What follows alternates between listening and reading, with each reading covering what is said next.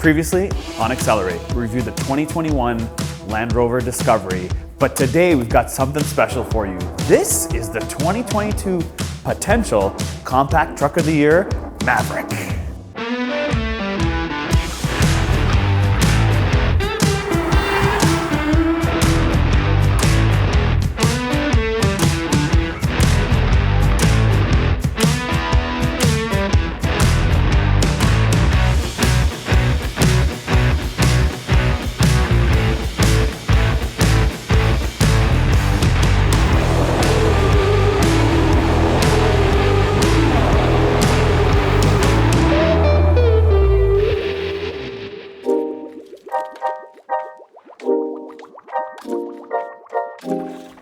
Yes, there is something that can actually maybe beat inflation, and this is it. The Ford Maverick starts at a base price of $19,995 in the US. That is dirt cheap. You cannot even find a used truck that is 2 or 3 years old for that kind of money. This is something that you don't mind throwing the keys to your friends to borrow, to maybe just move some landscaping stuff or maybe take their dirt bikes. Whatever you want, you can throw them the keys for your brand new 2022 Maverick because it is cheap. It's cheap to run, it's cheap to buy, and maybe it's cheap on insurance. So in 2018, Ford decided they are no longer gonna sell cars in North America. And then they sort of changed their stance a little bit and said, we're no longer gonna sell sedans in North America because of course they still have the Mustang. And they would put all their time and efforts focused on trucks, SUVs, and of course, crossovers. Now, the competition is the Hyundai Santa Cruz, which we reviewed a couple weeks ago, so watch that video if you haven't already. But this thing is actually trademarked. You see, the word Maverick, not the basketball team, is actually trademarked to Ford. They took the time because they believe they're gonna sell a lot of these. So like all other Ford models, they're available in 4 different packages. The first one is the XL, which is the base format, then the XLT, which is this, then the Lariat, and then of course every other first version that Ford drops. It's called the First Edition. So in this video, I'm gonna talk about the front. I'm gonna talk about the side, I'm gonna talk about the back and its capability and the pickup, and I'm also gonna talk about the interior and the drive. So let's get into it. So let's start off in the front and let's talk about these headlights. So this is the first time I'm actually seeing this vehicle in person. So if you'll notice on the top here, there's actually just a design element. There's no lighting coming from the top design of this actual headlamp housing. On the bottom here, you will see there's 3 individual chambers. The first 2 are for your normal night light. And then the third one is your high beam, which this one does have automatic high beams. Now it also does have automatic on or off lighting for your night. In the center right here, there is where your amber lighting is, and that's for your turn signal. There's nowhere else the turn signal is except for there. It does have sort of, in the inside of the actual headlight design, it does have like this sort of, I guess it makes the light a bit starry on the top here and on the bottom, which is kind of strange on the top because it actually doesn't have any light that it comes out of this little top of this headlight housing, so kind of weird. And other than that, in the center here, as we move along, it is all a different color than the actual grille, and it is chrome if you get the Lariat. In this specific model, it does not have chrome, it's just plastic there. But it does look sort of like edgy work truck sort of design on the front. It's very boxy and straight, totally different than the sort of rounded design you see on that Santa Cruz we reviewed. So this is a boxy sort of squarish truck, which is nice to see. Everything's kind of rounded, including obviously the Escape and the Ranger. It's more rounded. This is a bit more boxy and square is what I noticed. On the bottom here, you will see this does have sort of a push thing here, but it's all rockety strong. And on the Lariat versions, you do have a tow hook. This one obviously is covered with this plastic piece. Moving along the center here, it's pretty typical, straightforward, nothing really fancy to see down here. It doesn't have any sort of sensors on the front, as I can see. It's just all plastic rounded off. There's no front camera. It does have the Ford sign, and it does have a pretty cool hood. This hood feels very car-like. It doesn't really look like a truck. It's kind of car-like. It does have angulars to it, and it's nice. So one last thing I forgot to mention about the headlights is how it emits light. It actually emits it very low. It's like a car. It actually doesn't emit it high. So if you look at some other trucks, the headlight is actually higher. So when you're looking at this truck from the other perspective, so you're driving on the other side of the lane, it looks like a car is approaching you, not a truck. So it's kind of interesting that Ford chose to pick this design of it having it lower than higher. Now, another feature this thing does have standards. It does have something called pre-collision assist with emergency braking, so it automatically brakes for you. And at this price point, that is a really, really good value. With inflation and the way prices are today, it is crazy that it offers it. Anyways, that's it about the front. Let's dive into the engine. So there's a lot to take in because Ford offers 2 engines. You see, they offer the first ever hybrid engine standard. Now that hybrid engine gives you a fuel mileage of 5.9 liters per 100 kilometers or 40 miles to the gallon, which is amazing because you get almost 800 kilometers to a tank out of this hybrid engine. Now this hybrid engine is obviously an electric motor and a 2.5 liter that gives you about 191 horsepower of combined power. Then there's this is a second version. This one is the 2-liter EcoBoost motor that makes 250 horsepower and 277 pound-feet of torque. But there are differences, so listen to this. If you get the hybrid motor, you get the CVT. If you get this 2-liter EcoBoost, you get an 8-speed transmission. But there's something more to it as well, is you get the front-wheel drive when you get the hybrid version, and you get the all-wheel drive, depending where you live, as an option. In Canada it's standard, with the EcoBoost motor. But also, it's what you can put in it and what you can pull. You see, you can pull 2,000 pounds of weight when you get the front-wheel drive or the hybrid, and you can pull 4,000 pounds when you have this all-wheel drive EcoBoost. Kind of cool to know. Also, what's interesting to know is that we're not 100,000 subscribers yet, and you guys haven't subscribed. So smash that subscribe button. So it might sound crazy, but I actually like the fact that there's actually no insulation on the inside of this engine bay. There's nothing. There's nothing on the top of this hood. There's nothing on the sides. I mean, there is the horns here, so if you stood here and someone honked, you'd go deaf, but there's just nothing here. It's just all straight up. You know, you can kind of, I guess, work on it if you need to.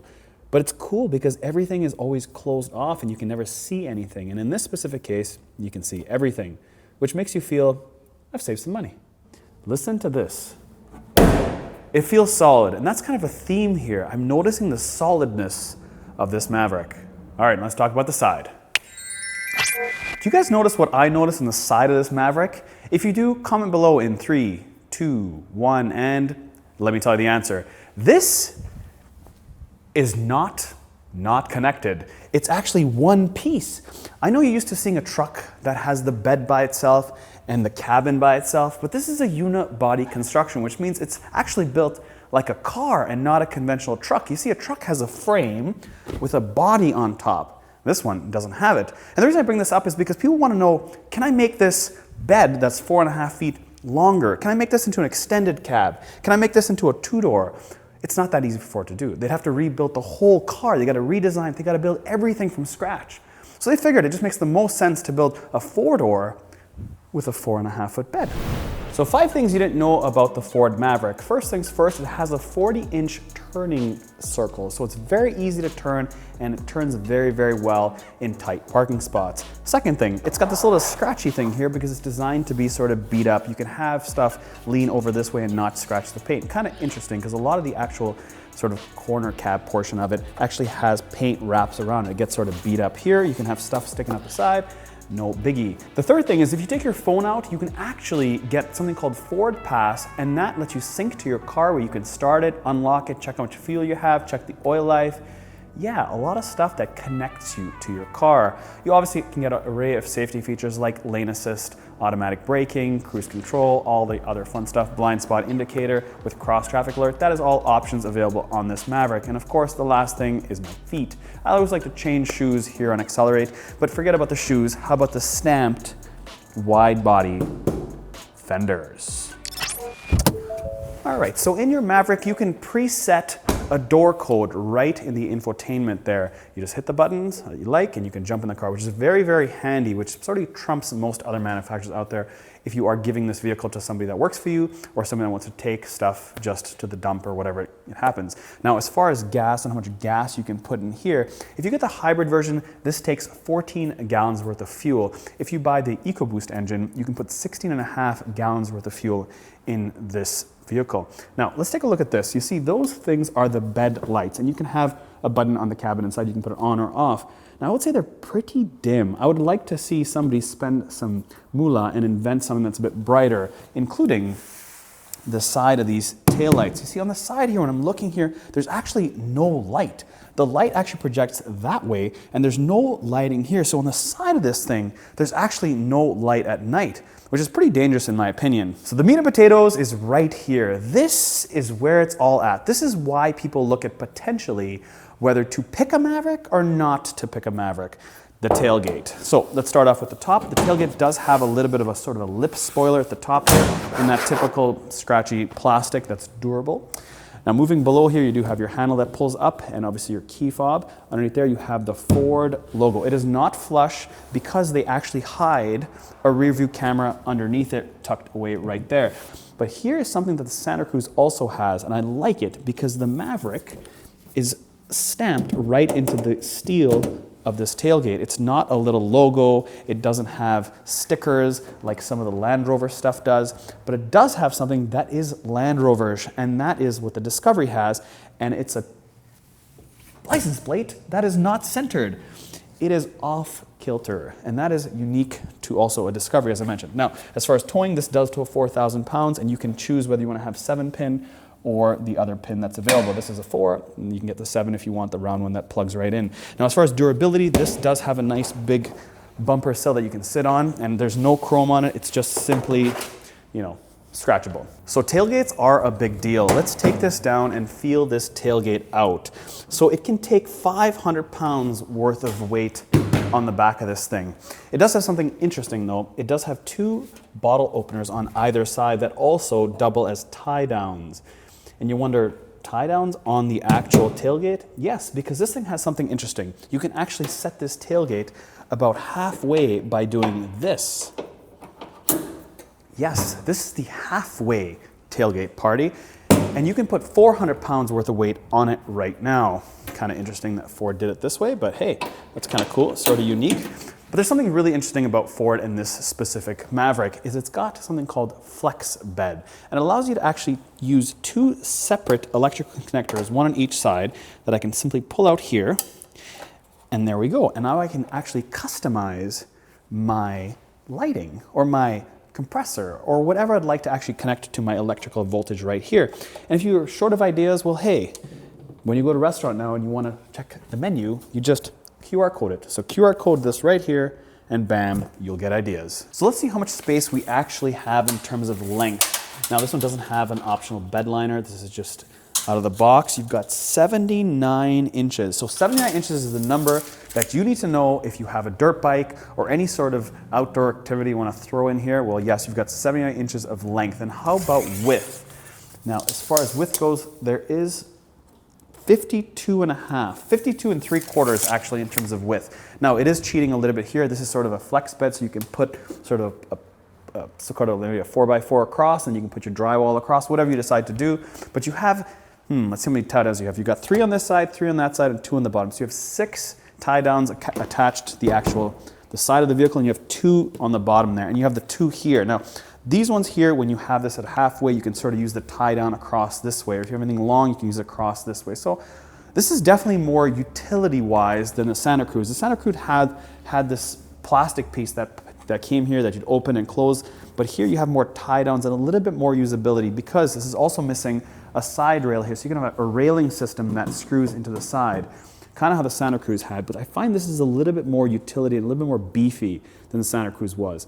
This is actually missing a manual rear window. This is a fixed window, but it does have a manual sliding window that's actually an option on it. The Santa Cruz actually had better rear lighting, but again, somebody's gonna come up with that. Back seat of the Maverick. This door opens up almost 90 degrees, very close, so pretty good getting in, getting out, which makes sense because a lot of guys will want to know how it feels to jump in the back of these seats.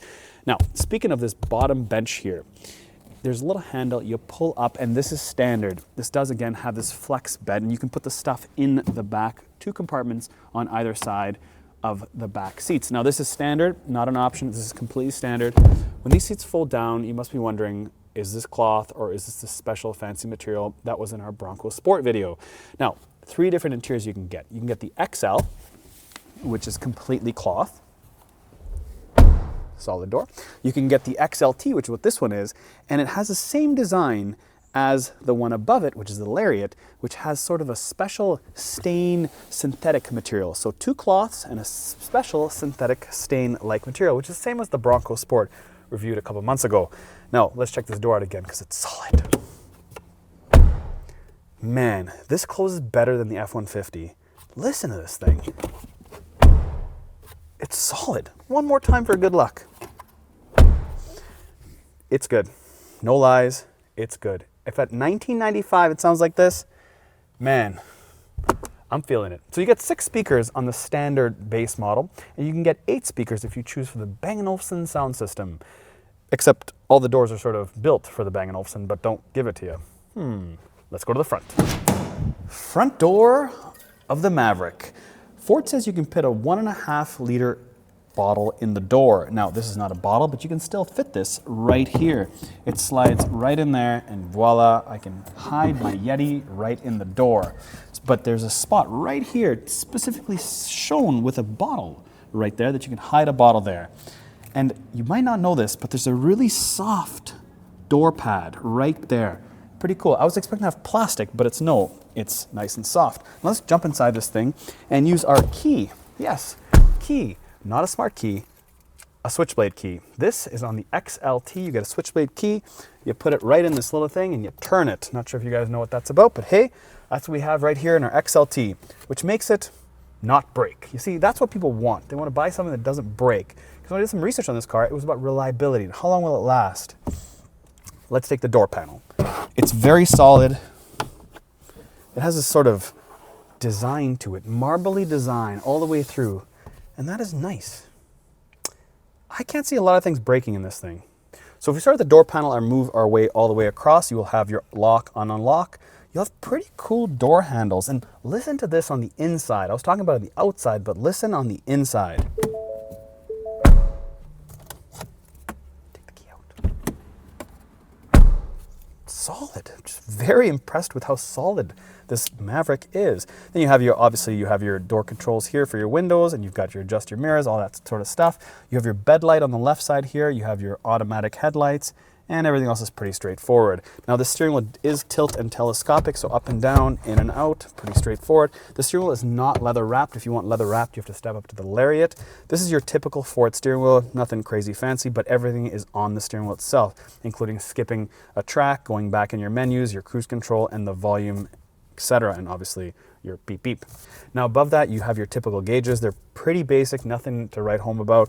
They are just not going to break. Now it does have a 4.2-inch digital display above it in this XLT. If you get a Lariat, you get a 6.5-inch screen, and that basically displays the kilometers you have and a few other stuff that nobody's really going to look at, because they're going to spend their time saving money at this 5.9 liters per 100 kilometers, or 40 miles a gallon in the hybrid. Crazy talk. And moving along, we have an 8-inch screen that is standard across the board. It is touchscreen, and it does have CarPlay and Android Auto. It does have 2 small cubbies here, like a small one on the top and one on the side. That's probably one thing I would probably try to improve a little bit. All the aftermarket boys will probably create something to put more storage here. There's quite a bit of storage down here, but I find that you just need a little bit more storage, and I'm sure guys will find a way to put some. Now moving along down here, you do have your volume control and tuning knobs. All hard buttons, nice to see. And underneath that, you have these cool little vents that have an orange line right through it. And along with the door panel, they've put some orange pieces in here to sort of liven it up. Underneath there, it does have single climate control. If you want dual climate control, you have to step up to the Lariat, but it's pretty straightforward. They've got 3 sections of automatic temperature. You've got your USB and your USB-C underneath that, and a cigarette lighter. So in the back, it has a cigarette lighter. It doesn't have USB or USB-C, just 2 in the front here. And yep, that's all I can see as far as USBs go. And underneath it does appear to have wireless charging, because it's sort of in this little plastic compartment right here. But really this designates where your phone goes. So let's put this thing back, nice and easy to clean. I like to see that. Boom, right there. And you have nice big cup holders I can fit my Yeti in the front and in the back. 2 of them, and there's some more cubbies here. And there's a decent amount of space in this center storage right here. I can put my hand in and I can fit quite a bit. Can I fit this much? Just about, so it's that deep. Now, it doesn't slide backwards and forwards, but it is soft on the right elbow and it's soft on the left elbow, and that is important. The creature comforts in here are nice and soft. It doesn't really feel like a truck, you know, it feels like a car. That's probably what people want and people want to jump into, so I kind of feel that vibe. Now underneath here you do have 4 buttons. The one on the left is your different driving modes, and there's 2 versions of driving modes. If you get the standard version or you get the FX4 version, there's 2 versions of driving modes. The difference is the regular one has sport and the FX4 version has mud and ruts. And then next to it you have your stability program, and then you have an auto hold, and then you have your automatic start and stop, and then your electromechanical parking brake. It's not a physical parking brake or a leg parking brake, it is just a simple button you pull up. And then you have your park, reverse, neutral, drive, all in a circular fashion, just like the Explorers and some few other Fords. Now, here's the screen Very easy, simple to use. You've got audio, phone, apps, and settings. But you also do have your radio up here, the time and date, the temperature, and the phone you're connected to as well, your signal strength, and your 911 assist is set to off. Perfect. Okay, so let's start with audio. Voila, you have different sources. Pretty straightforward, basic, easy things. So AM, FM, and iPhone. When I back out of this thing, I go back into phone, and voila, your contact list, your Siri, your text messages, your Do Not Disturb. Next up is apps. You can find different mobile apps and settings. And that's it basically for the 8-inch touchscreen here. Let's take this thing for a drive.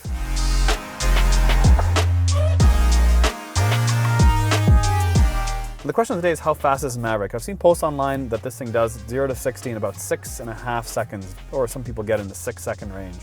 Now, forget the speed. The steering is what I'm really impressed with. This has a really, really light, easy steering. Like,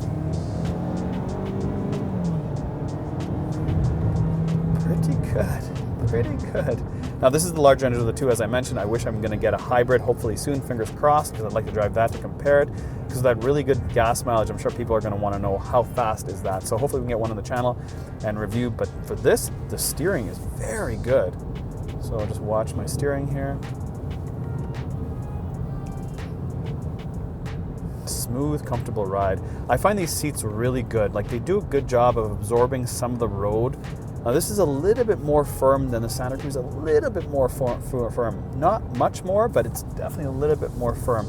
As far as blind spots go, well, there's not much. There's glass everywhere in this thing. You can't really see a whole lot. You can get blind spot monitoring as an option anyways, but it is comfortable.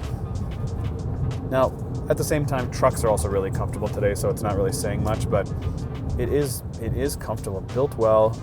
It is. It's just the handling I was more kind of curious about. How does this thing handle? Pretty good. Steering is very light. Just that's one thing I got to really say. Steering is really, really light. I'm a huge fan of Kia steering because I find that they do a really good job, but man, this Ford is really good. I can see this thing doing really well in cities because it is skinnier. It's definitely narrower than a truck. Now, I have a Ford Focus in front of me, and this is pretty much as narrow as this Ford Focus in front of me. Now, obviously, I don't make the Focus anymore, but it is narrow. This is going to be a city truck. They should just reclaim and rename this thing the City Truck Maverick, because Maverick is all about the city. But one of the questions I get is, should I buy a loaded Maverick or should I buy a base Ranger? Well, the answer is really, how are you going to use the car and where do you live? What do you need? Because from obviously an equipment perspective, you can still get all the toys you can get in this, like you can get in the Ranger, but it's how you're going to use the car. And also, that question is on every single brand. No matter what brand you're looking at, the most expensive Model A is obviously going to be the same price as the least expensive Model B. Yeah, you know, it just kind of makes sense. So yeah, that question doesn't make sense. So how about road noise? Well, right now I'm doing about 90 kilometers an hour or about 55 miles an hour, and it is pretty good. I mean, we've come so far with vehicle technology now that they can insulate these things pretty cost effective. But it's smooth. Like, doing this kind of speed it sort of feels like I'm doing this speed. I wouldn't say it's like, oh, I'm driving 100 and I don't even notice it. I definitely know that I'm doing about 100, but it's pretty good. Again, you got to think price point, right? You got to think about who's buying this. And it's a great sell to anybody in a city, anybody in a large town that just needs a little bit of usability, whether or not they're towing something. Because all the time when you go into a dealership and you're looking for a truck, it's always about how much you're towing, you know, like what are you pulling? What are you utility using? It's like, nah, I don't want really something that's big and bulky. Also the youth, somebody that's young, going to college, that just wants that extra stuff to throw in the back, that usability, hey, this is a great sell. So I think they sell a ton of these things. Obviously it's priced well. If you get the right trim packages, yeah, let's see how much they sell. That'll be really, really interesting. So hope you guys follow along, find out how much they sell, and we'll go from there. Thanks for watching.